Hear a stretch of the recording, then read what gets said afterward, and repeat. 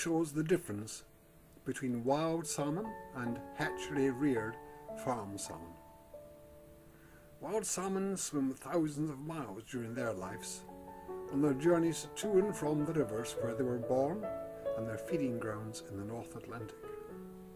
Farm salmon spend their lives packed into pens, where they are regularly dosed with medicines and chemicals to reduce the risk of disease. It is my deeply held belief that farming salmon in the current way is damaging our coastal habitats and the creatures that depend upon those habitats to survive. I believe that parasitic sea lice that breed in their billions amongst caged farm salmon spread to and kill wild fish as they pass by.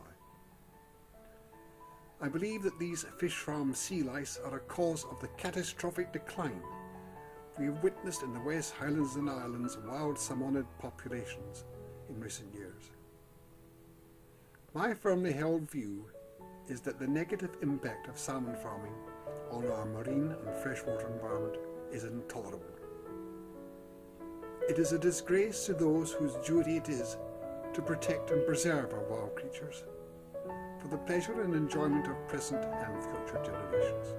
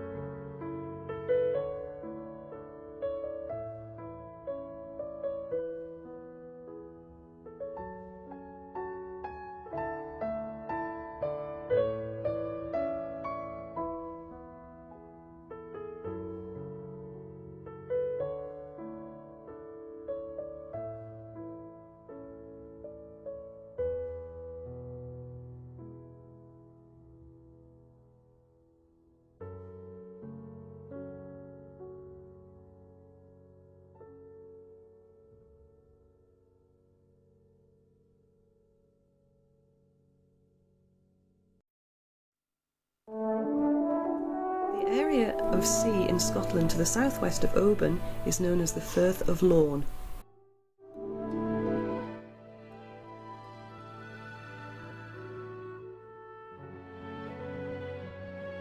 It is home to a great variety of species, including the very rare sea anemone, which is protected under the UK Biodiversity Action Plan.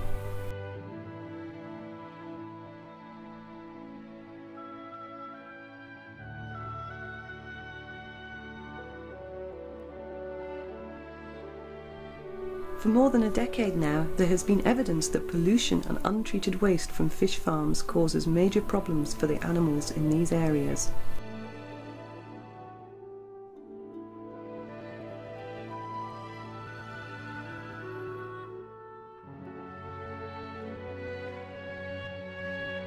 People, shellfish growers and inshore fishermen who live and work there and depend upon clean seas for their livelihoods.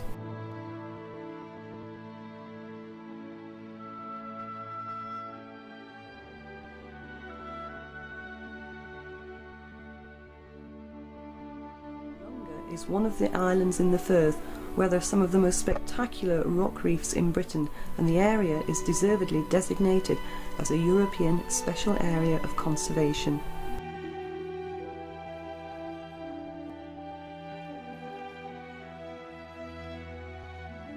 The longer reef should have been protected from damage, however, consent was given for a salmon farm.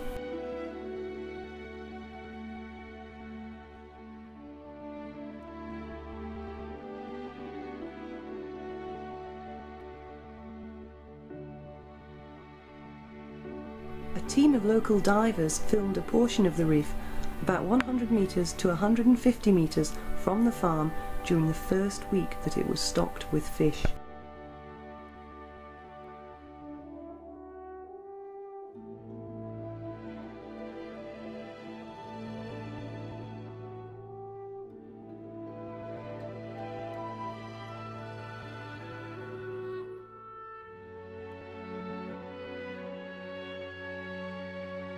Eight weeks later, the reef was covered in grey matter. In this area, the natural silt is brown.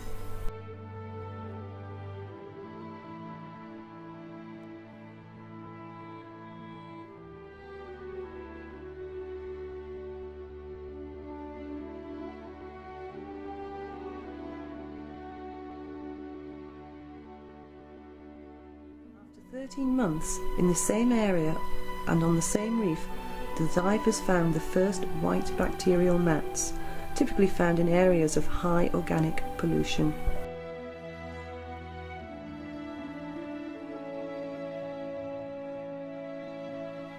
Until recently, the overall contribution of fish farms to nutrient pollution has been unquantified.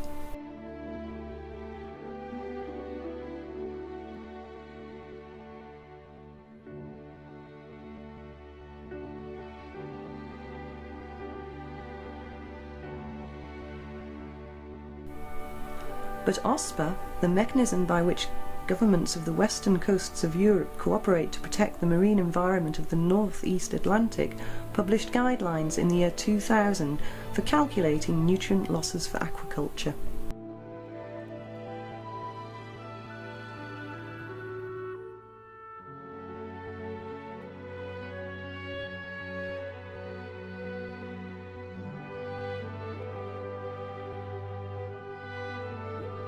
Their report indicated for the first time the extent of nutrient pollution from fish farms.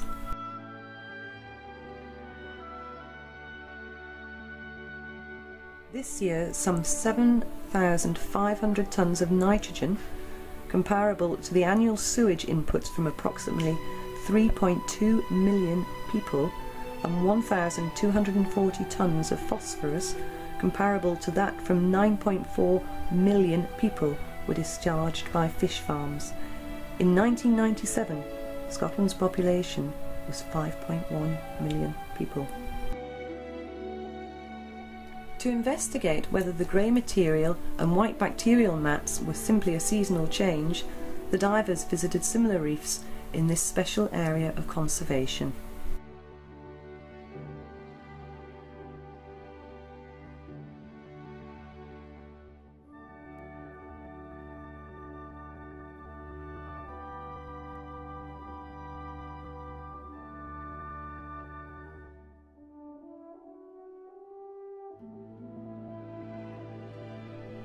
Over the last decade and more, the direct and indirect problems caused by nutrient enrichment has emerged as a major issue affecting the marine environment.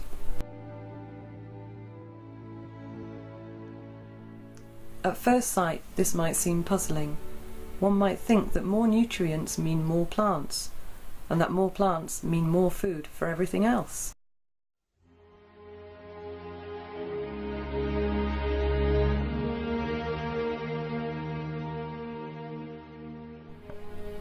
Unfortunately, it isn't as simple as this, and the reason why it isn't so simple is partly due to the astonishing levels of human input that has overwhelmed natural cycles.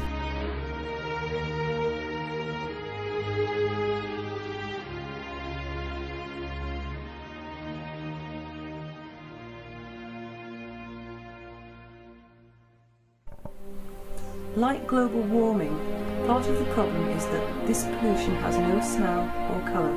Effectively, it is out of sight and out of mind.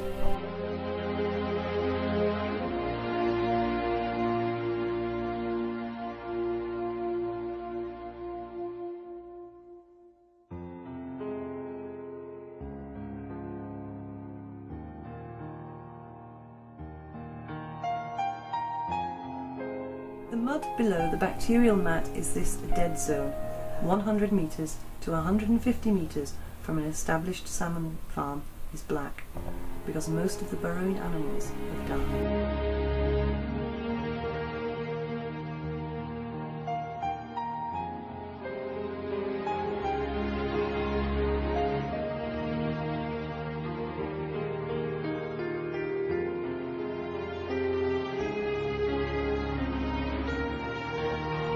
According to the standards to which this industry is supposed to work, there should be no bacterial mats.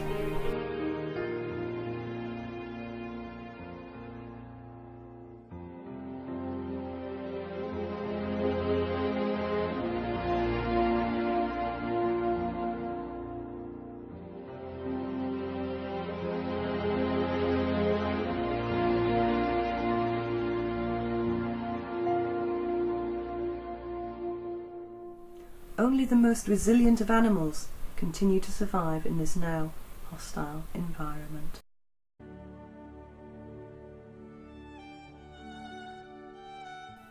Our mountains and moorlands make us what we are.